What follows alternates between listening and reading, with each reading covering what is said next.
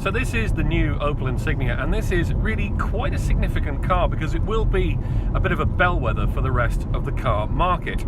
It is a traditional big four-door family stroke business saloon, and it's pretty much the last car that Opel will develop just as Opel. From now on, of course, it's part of the PSA group and therefore a sister brand to Peugeot and Citroën, and therefore all future models will be developed in cooperation with those two brands. And it comes on the heels of the success, I should say, of the old Insignia, which since 2009 managed to sell very nearly 1 million cars, and that's quite a lot considering that all through that period the market for big family four-doors was shrinking at quite a pace.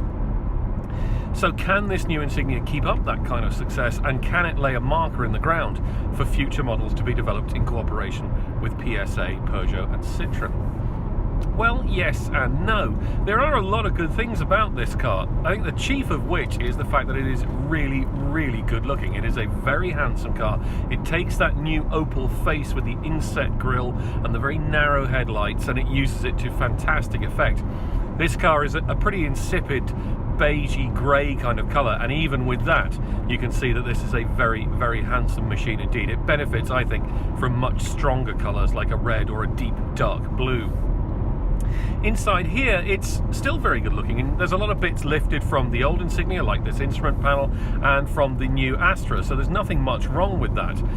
But I think really, certainly for the price tag being asked for this SRI 1.6 diesel model, there's just not quite the level of quality that you'd want to see. I mean, the list price for this particular car is just north of €40,000. Now that's well into BMW 3 Series and Audi A4 territory, and that's a tag that the cabin can't quite back up, I'm afraid. Now again, there are good things. This new 8-inch infotainment screen is very, very good, and these front seats are nothing short of excellent. Plus there's more space in the back, much more space than you got in the old Insignia.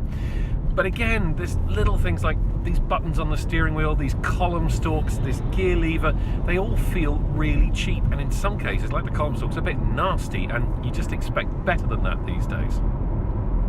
On the engine front, things are very, very good. This is the 136 brake horsepower, 1.6 litre whispering diesel. Now, it doesn't quite whisper, in fact it growls and grumbles at low RPM and when it's cold.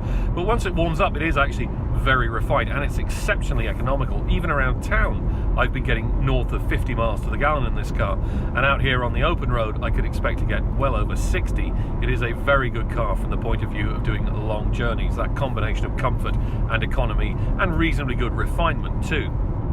Where it falls down though is in the handling. The old Insignia, for all of its faults, was a very good car to drive. It had nice, weighty, incisive steering, good chassis balance, and it never felt anything less than engaging to drive.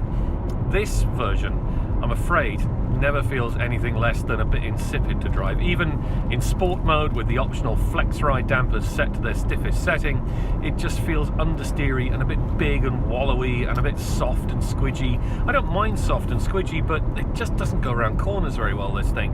It always requires a bit more lock on the steering and a bit more effort than you're expecting or hoping for.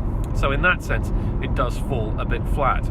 I think that the three cars that sit at the top of this big four-door saloon class, the Mazda 6, the Volkswagen Passat and the Skoda Superb, can all sleep soundly in their beds tonight because the Insignia isn't really that strong a challenger to them. It's a good mid-range car though, very comfortable, very good for knocking off those long endless motorway miles, but it just feels like a car that has been left slightly unfinished.